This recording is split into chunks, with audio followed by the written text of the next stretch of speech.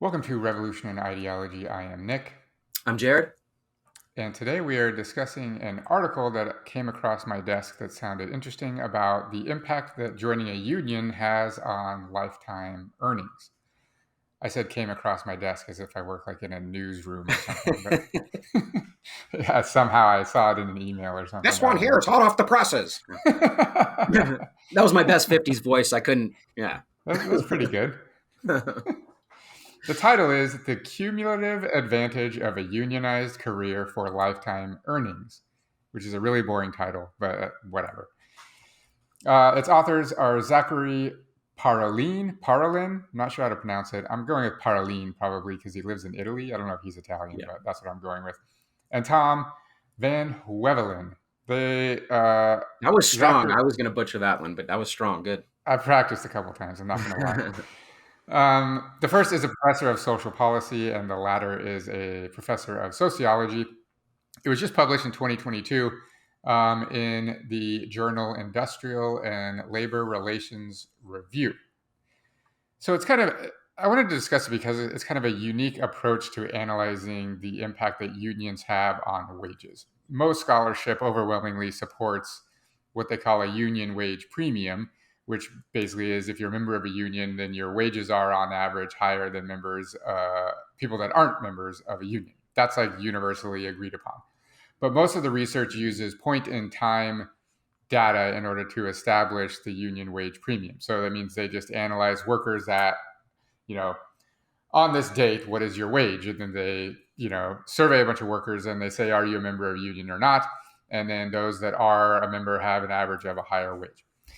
The authors of this study actually argue that minimizes the impact of the union wage premium. And they argue that if we do a longitudinal study where we study the wage premium over time, that it's actually a much bigger impact in lifetime earnings than it is if we just do a point in time analysis of wages. So they set out to actually do that. And they studied workers between 1969 and 2019.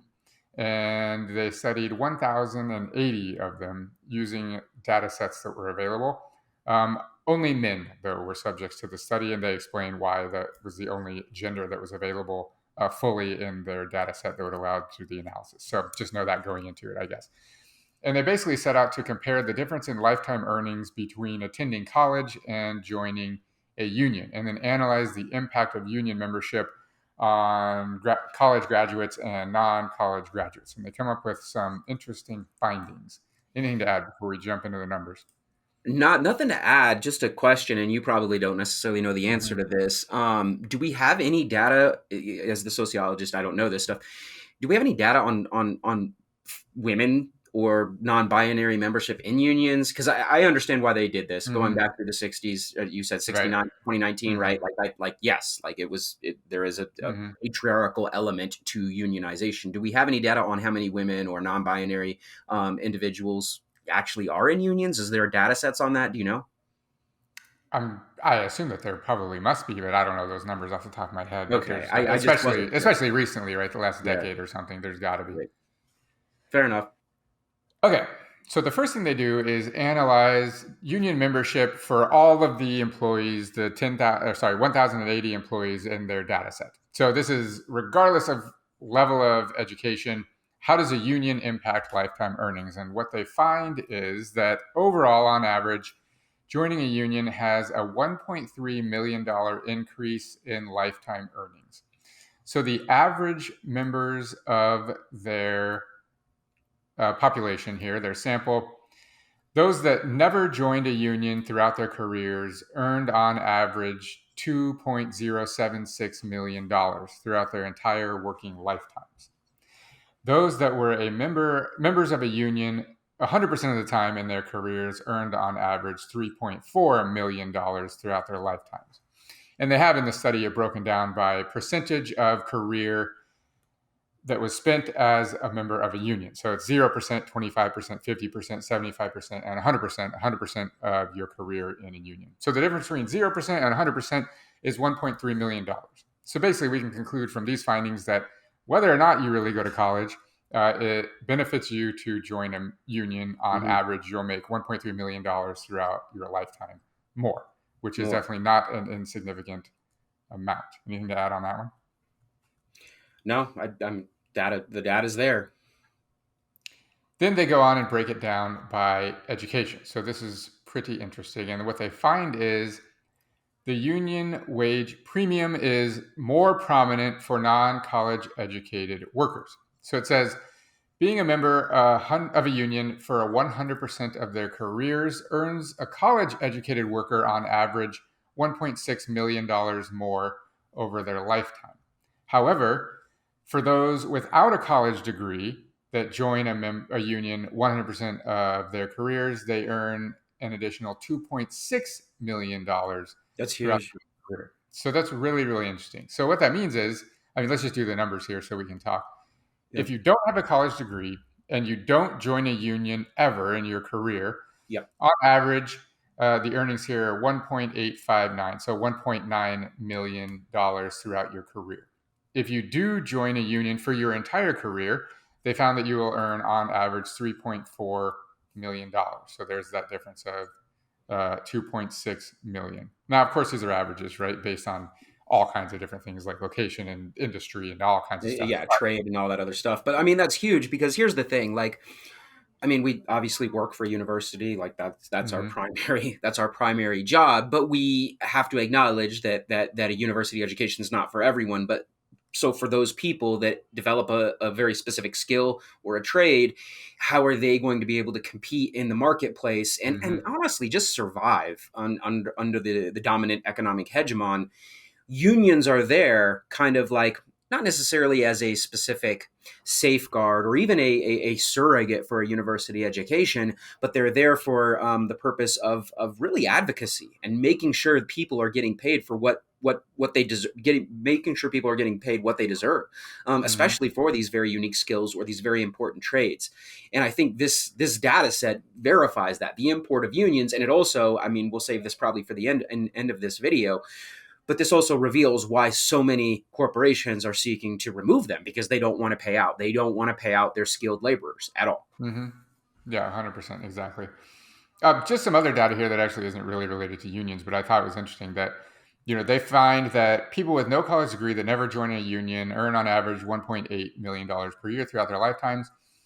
People that earn a college degree and never join a union earn about $2.2 million throughout their lifetime. So basically, the premium for going to college is about $500,000 in one's lifetime, which actually is less than I thought it would be. Do you have It's any a thoughts lot on less that than one? I thought it would be, for sure. Although I Yeah, will that's say these are huge. undergraduate degrees, right? So this doesn't include like if you get a master's degree or a PhD or whatever. This is just an undergraduate degree, but But still. here's and maybe this is on me to go back and look. Where's their data set coming from though? Because if a lot of it's coming from places like Western Europe, then actually it is expected because like skilled and even not like service industry labor is paid much better over there than it is here in the Yep. United States. So that Yeah, that's might be true. why. What's Yeah, that? yeah, that's true. I don't remember where their data set is from, Okay. but yeah, that would explain part of it. The other thing that's interesting here when we look at these numbers is, like I said, if a college educated person that never joins a union earns on average 2.2 million throughout their lifetime. If we look at the people that don't get a college degree but that do join a union, we can see that if you are a member of a union 50% of your career, then you will out earn the person with a college degree that never joins a union. So basically, if you don't go to college and you want to out earn the person that is in college Yep. that doesn't join a union, you would have to be a member of a union for 50% of your career. So just kind of an interesting point there. Also, I mean, like we said earlier, regardless, this is one of the main takeaways, right? Regardless of whether you have a college degree or not, it benefits you to join a union. Yes. Um, And if you're not going to college, then you should join a union for at least 50% of your career so that you can out earn the college graduates. But really, you should just join a union for 100% of your career. Seek out a union job if you want to have this benefit. So I have here just like basic wrap up points. So going to college based on their data set is worth about 500 grand over your entire career. And joining a union, if you're not going to go to college, is worth about $2.6 million. So I have this question for you. One could interpret this data and say, instead of going to college, I'm just going to join a union for 100% of my career. I'm going to seek out a union job and I'm going to stick with it for my entire working years. And I'm going to come out ahead, actually, compared to going to college. Do you have thoughts on that? I mean, I've already kind of voiced some of those thoughts that, again, even though this is our career and this is where we work and this is what we're passionate about, obviously post secondary education, like that's what we're into. Me for history, you for sociology. Those disciplines, for example, obviously require a set of degrees that we have to go through. The university was never not going to be an option for us. But for some people that don't have those same passions, maybe they are passionate about other things, whatever those other things might be. It could be computer engineering. It could be plumbing. It could be architecture. Architecture, I think, is. I'm not going to speak out of turn on architecture. I do think you need some degrees for architecture. Yeah, you do. But yes, it could be any of those other things. And if you're just really talented and really good at this, why waste the time, money, and energy on a university education when it's proven here by the data set that if you get into those industries, electrical is another good example that right off the top of my head, that if you get into those industries and you work within the unions, right, like that's going to net you enough to, we could debate this on another video, enough to quote unquote survive under the dominant economic system that we're in right now. And I do think that's actually beneficial. It also probably over time, union dues are not nearly as high as university tuition. So you're going to save money there for sure.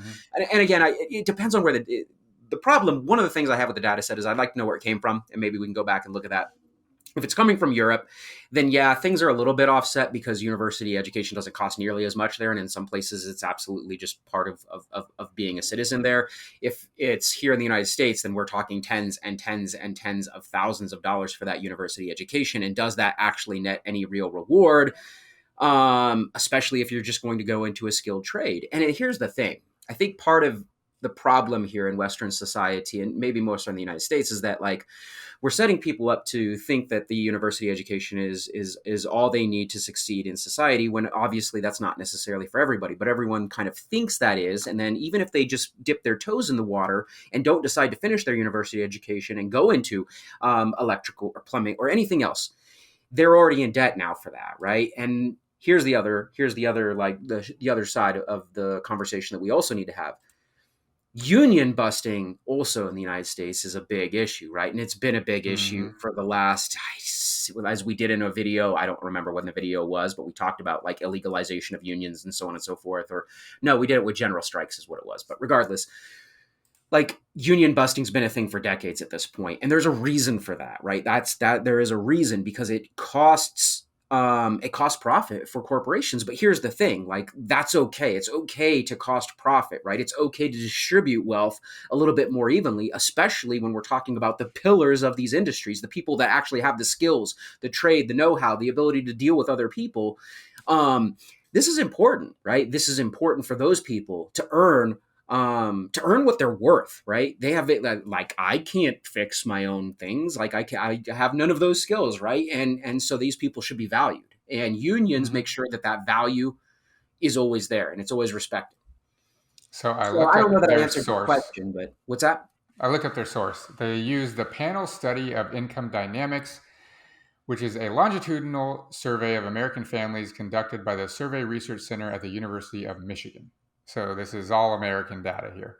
Okay, well then that really drives home the point. Do the tens of thousands of dollars of college debt like versus just union dues, and then of course earnings, like that's something that people have to make those individual choices for. But like again, and we could have a different conversation in a different video of what parts of the university are actually important and what I would argue are like necessary for higher education. So you already know my bias. I don't believe business should be in universities. Like business is something you learn on your own and you're either good at it or you're not. You go into the marketplace. I don't know that sitting in a classroom teaches people business. I'm not saying I hate business or anything like that. I just don't know that it should be the focus or a discipline in a university education, right? Like I just don't. I mean, even look at like, if we want to look at like the most successful business leaders, many of them like either dropped out or left college or things along those lines because they just had a talent for it. They were just very good at it. And that's fair. Should we dedicate university resources to a major like that? Those are things that are too large in scope for us to have that conversation now. Back to this one. I do think that it's about like just having a skill or trade. I'm thinking of like middle-aged guilds now, right? And they still use some of those Uh-huh. terms, right? Journeyman and Oh things yeah, along for those sure. lines. Yeah. So Mhm. absolutely. Those are valuable and the unions protect that value. So I guess I don't know that I answered your question. What are your final thoughts on it? Well, the interesting thing here too, that's kind of interesting, is if we look at college educated versus non-college educated, and those that are members of a union for 100% of their careers, a college educated person that is a member of a union for 100% of the time will earn on average $2.8 million throughout their lifetime.